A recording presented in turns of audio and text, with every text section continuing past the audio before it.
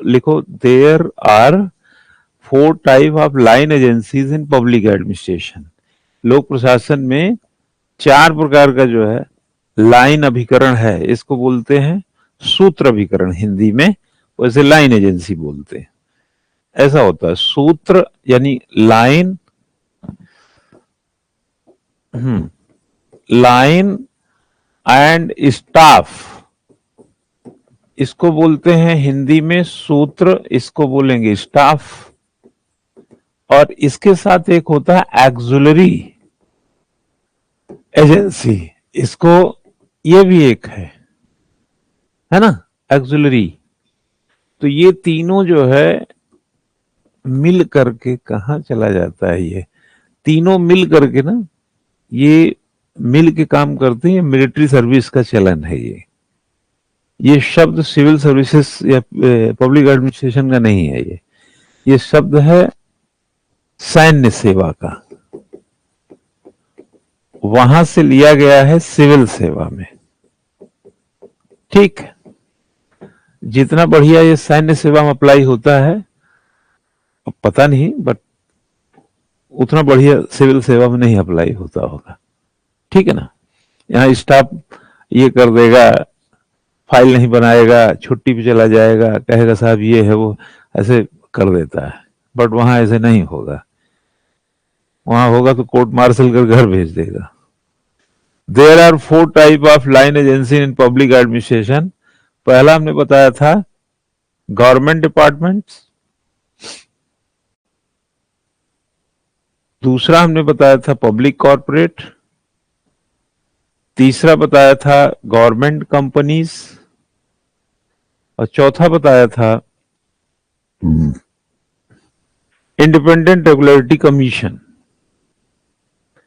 Independent regulatory commission, line बदल के लिखना है, the first 3 are found in all countries of the world.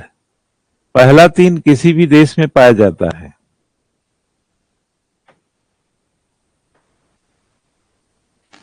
ठीक है, पहला 3 किसी भी देश में पाया जाता है। ओके,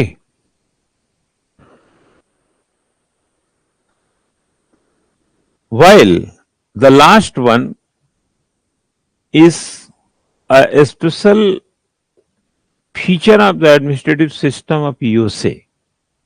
लास्ट फोर्स वाला यूएसए का स्पेशल फीचर है।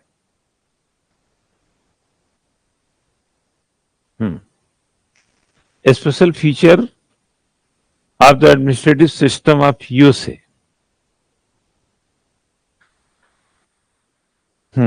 लाइन बदले, the line agencies have the following characteristics features.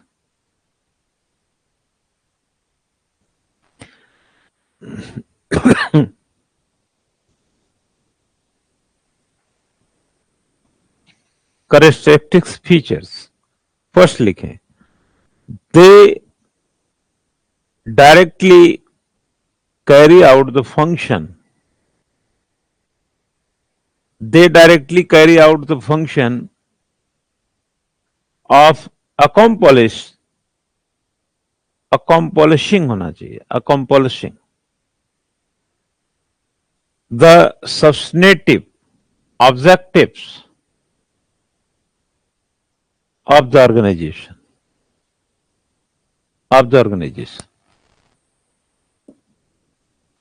दूसरा कहता है they are given authority to make decision, बोला नहीं ये डिसीजन लेता है। They are given authority to make decision and issue order and directives. And issues order and directives. Next लिखो, the directly come in contact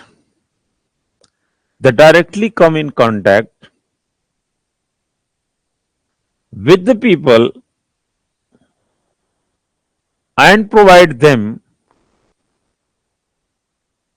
various services,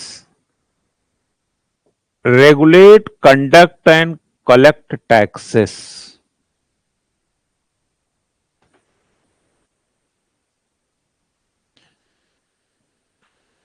इधर देखो, secretariat में एक एजुकेशन सेक्रेटरी है,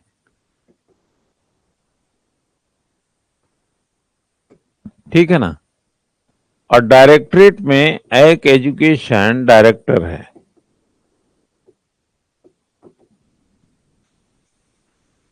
ठीक है ना, सेक्रेटरिएट में एक सेक्रेटरी है, डायरेक्टरेट में एक डायरेक्टर है एजुकेशन का। इसको ये दैट इज अ लाइन, इसको क्या करना है? हाँ, इसको डिसीजन लेना है। अगर इसको ये पता करना हो कि उत्तराखंड में कितने इंटर कॉलेज हैं, कॉलेज हैं जहां पर प्रिंसिपल नहीं है, तो ये क्या करेगा? जा जाके कॉलेज में घूमेगा? नहीं, ये डायरेक्टरेट को क्या करेगा? इसको, हाँ, इसको इससे कहेगा कि आप मुझे इसकी सूचना दो, तो ये इसके लिए स्टाफ का काम करेगा। लेकिन ये एजुकेशन का जो डायरेक्टर है, ये भी नहीं जाएगा कहीं, तो ये डिस्ट्रिक्ट एजुकेशन अफसर से कहेगा कि अपने जिले की सारे इंटर कॉलेज की वो नोटिस भेजो मेरे पास सूचना, जहां प्रिंसिपल नहीं है। तो ये क्या हो जाएगा? लाइन हो जाएगा। और ये क्या हो जाएंगे? कभी कभी जो लाइन होता है वो स्टाफ होता है हायरार्की में, और जो ये है, ये यहां पर क्या काम कर, सूत्र का काम करने लगेगा। लेकिन प्योरली सूत्र तो यही है, क्योंकि इसके ऊपर कोई नहीं है। हम्म हम्म लाइन बदल के लिखो, thus the line agencies are executive in nature,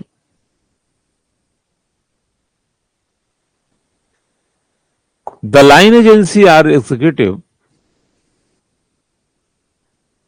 in nature and are subordinate decisions of operating responsibility, divisions कर देना चाहिए डिसीजन के बाद, subordinate division of operating responsibility, division करके रेस्पॉन्सिबिलिटी ऑपरेट करने के लिए देना, working under the direct control, comma direction and supervision of the chief executive, of the chief executive.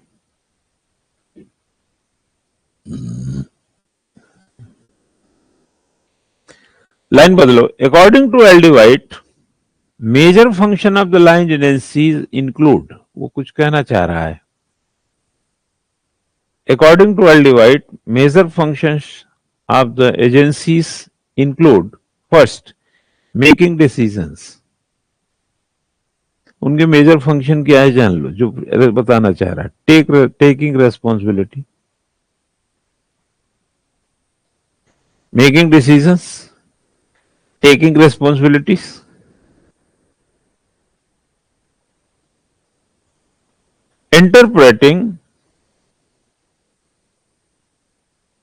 interpreting the defending policies and operations, defending policy and operations, और last में कहता है maintaining production and seeking efficiency in economy.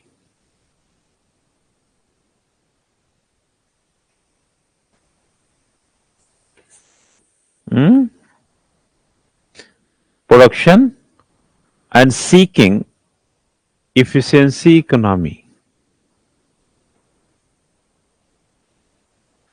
ठीक है।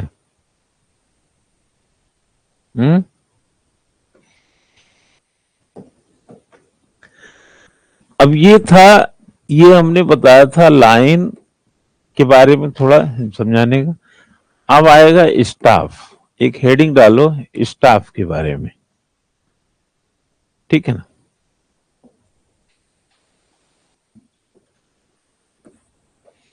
Staff, staff को थोड़ा सा पहले लिखो। अकॉर्डिंग टू फिफ्नर, क्या बोलना चाह रहा है स्टाफ के बारे में ये? According to Pfiffner, staff agencies are three kinds of three kinds. Staff agencies are of three kinds. First, the general staff. Second, technical staff. And third, auxiliary staff.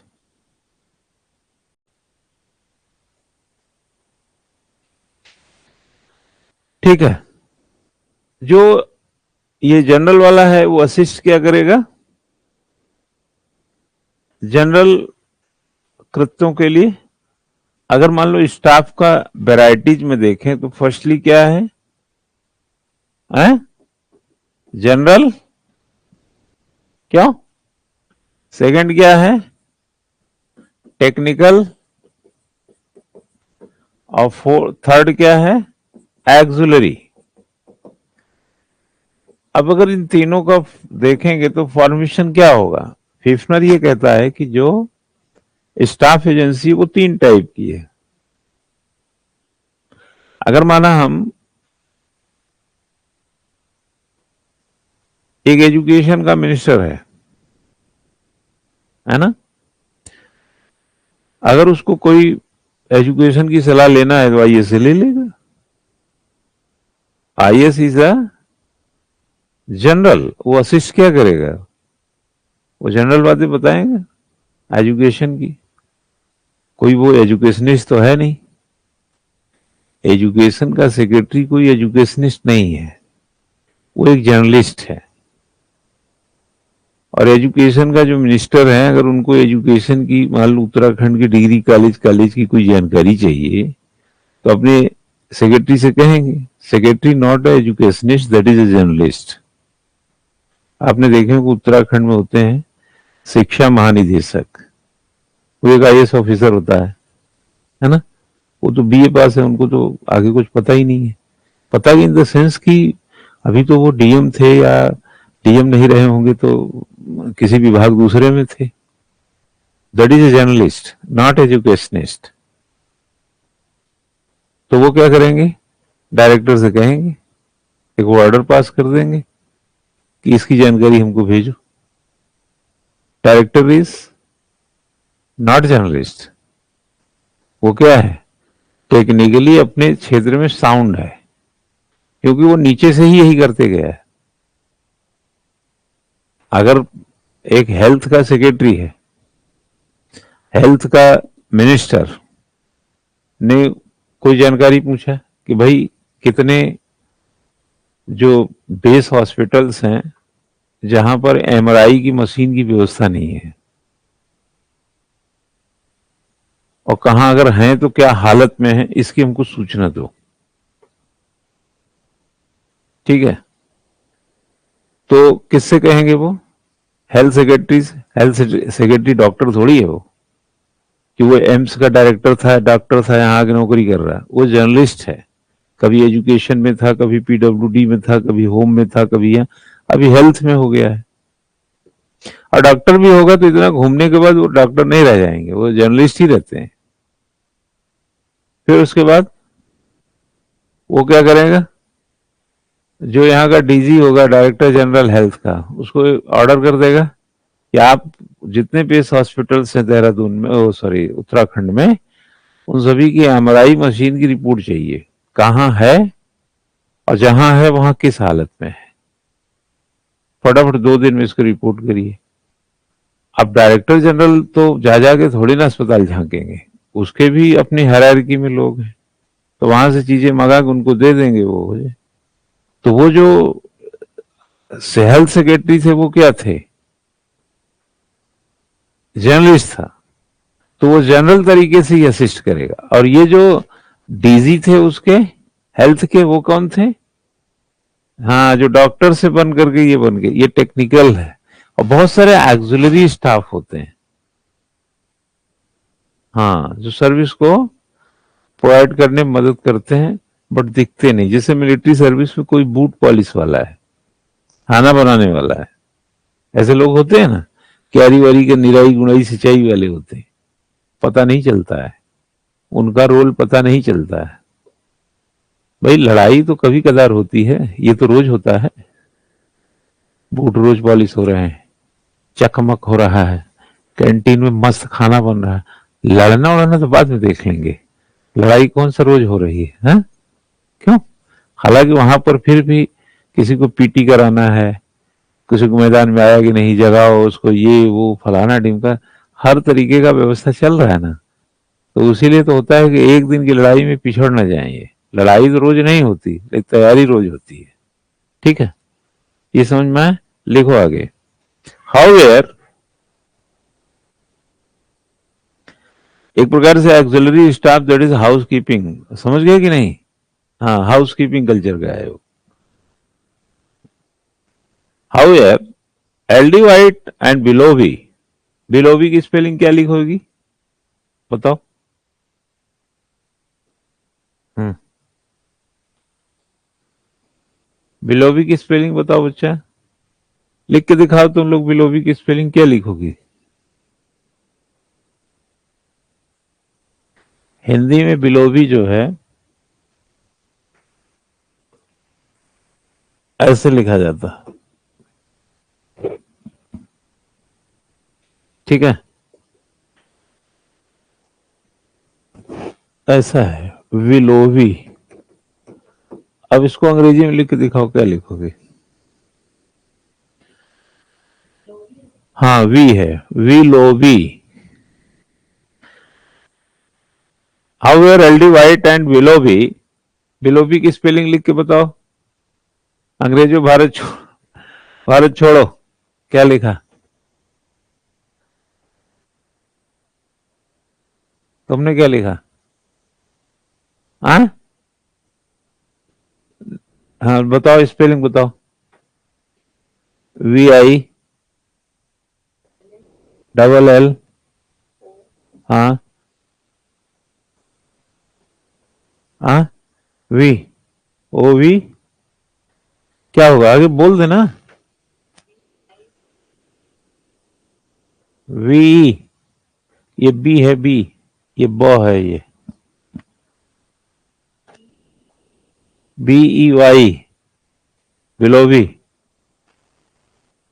However, LD White and Willoughby do not include the auxiliary agencies, वो इसको नहीं include करता है under the category of staff agencies. Staff agency में उसको नहीं consider करता, include करता है।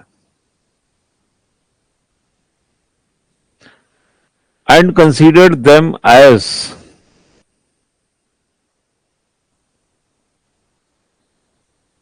separate and distinctive unit,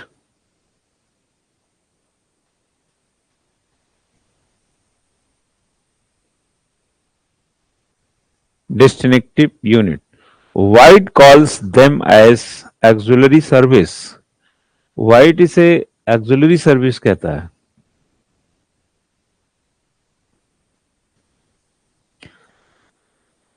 While जबकि बिरोवी refers to them as housekeeping service, बिलोवी इसे हाउसकीपिंग सर्विस कहता है।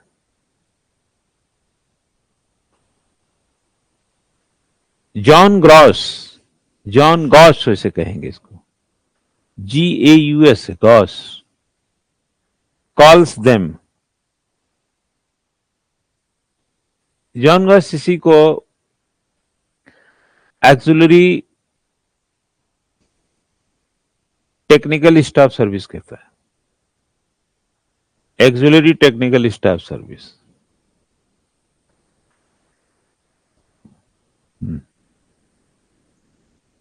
लाइन बदलो। The staff agency have the following characteristics features, the staff agencies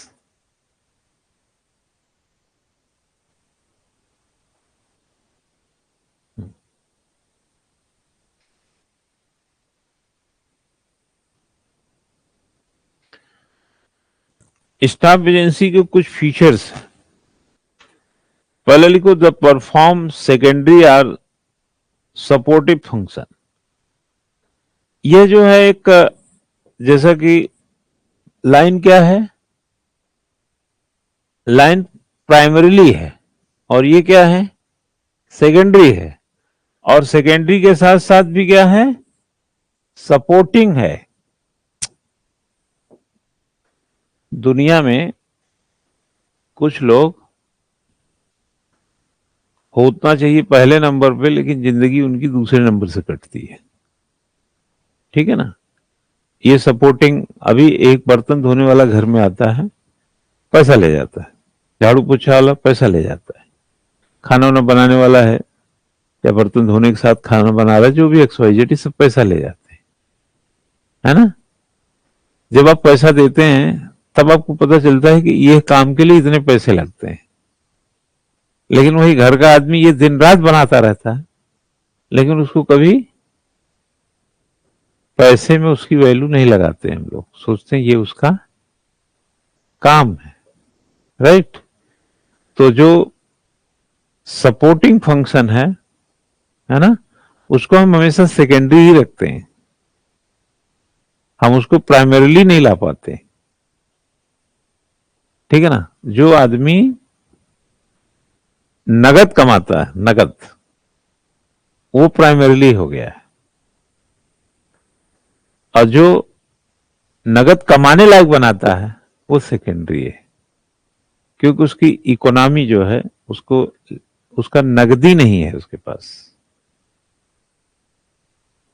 ऐसे सपोर्टिंग और सेकेंडरी जैसे बहुत सारे लोग मिलेंगे आपको। जो किसान है वो सब भी इसी लाइफ को जी रहे हैं। नेक्स्ट लिखो,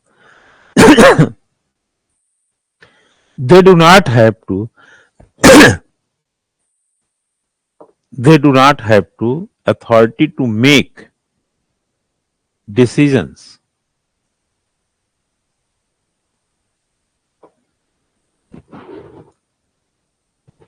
They are not have to authority to make decision. समझ गई कि नहीं। इसके पास निर्णय का अधिकार का नहीं होता, इसका उत्तरदायित्व निर्णय लेना नहीं है। And issue order and directives, न कोई इशू ऑर्डर करता है, न ये डायरेक्टिव है, न कोई ये, हाँ, न ये कुछ करता है। Their role is advisory in nature. क्या हुआ, एक सलाहकार की तरह होता है ये। And they exercise some influence rather than authority.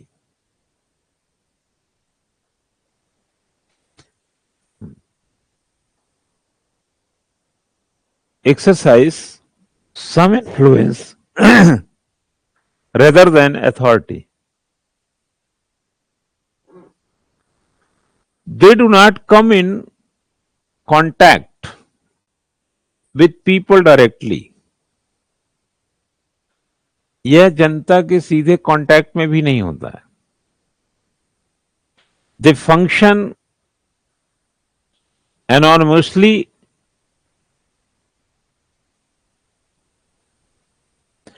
according to the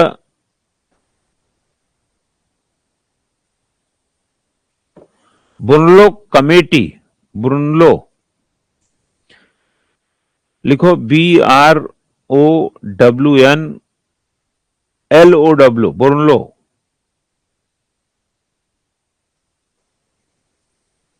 committee of USA, bracket में लिखो 1937 में थी ये। The staff should have a position for passion for authority, anonymity लिख दो।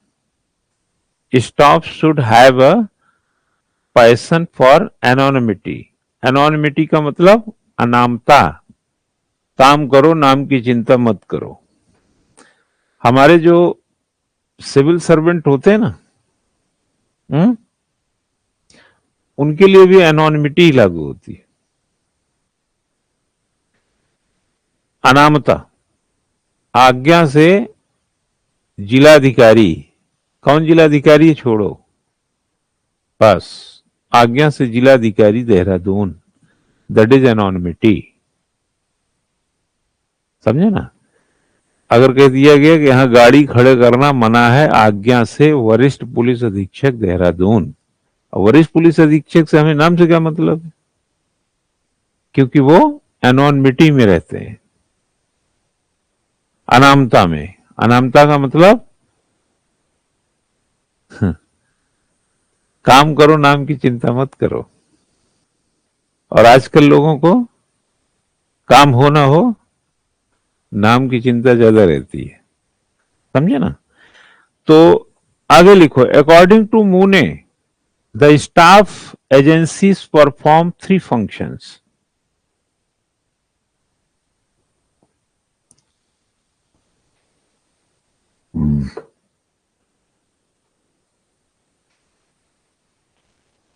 Three functions. पहला, informative functions, that is a collection and provision of information to the chief executive, to the chief executive,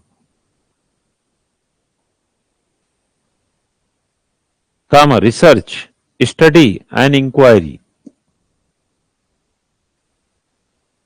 इसका काम है सबका collection वगैरह करना।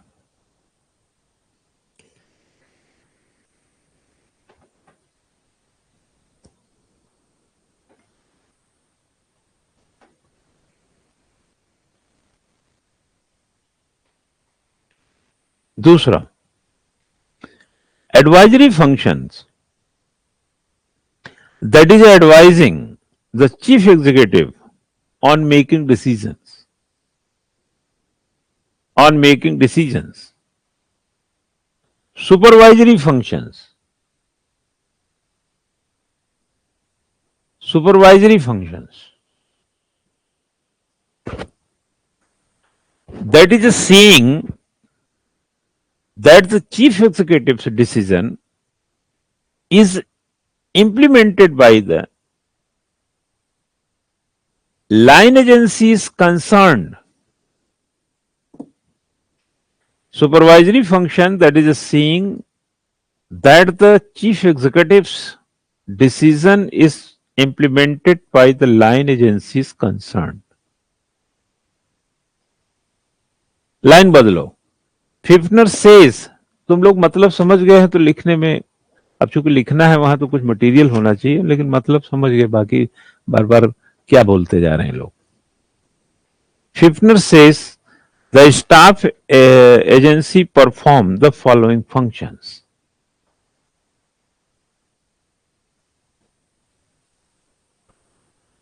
पहला,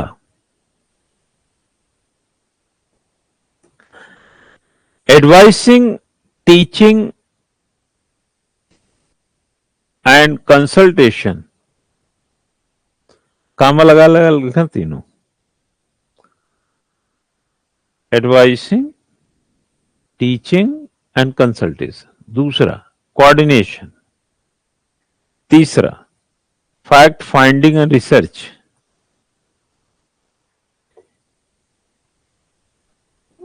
चौथा, कॉन्टैक्ट एंड लाइजन, लाइजनिंग जिसको बोलते हैं। नेक्स्ट, असिस्टिंग द लाइन,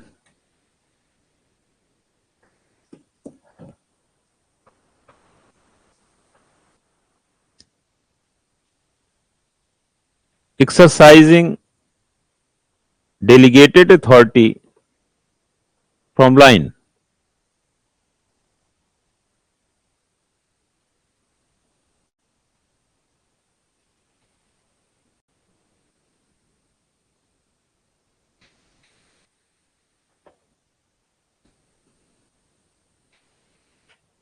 ठीक है।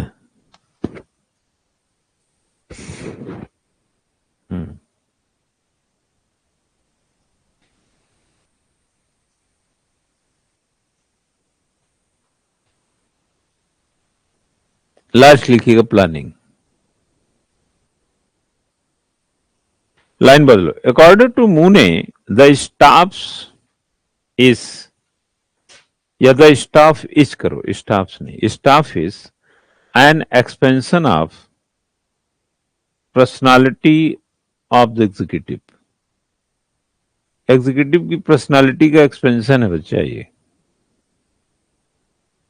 ठीक है ना।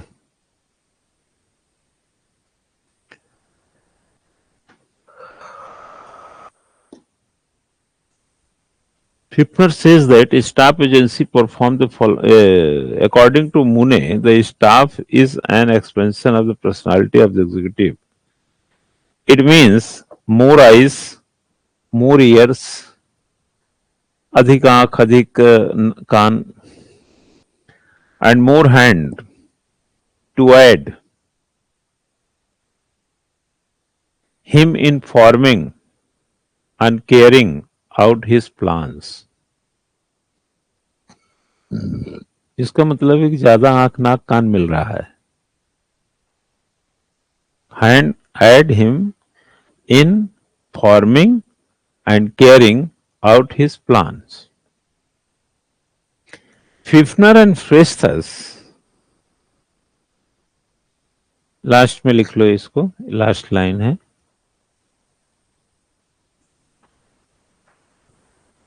Fifner and Festus have described the staff as the alter ego on the chief executive.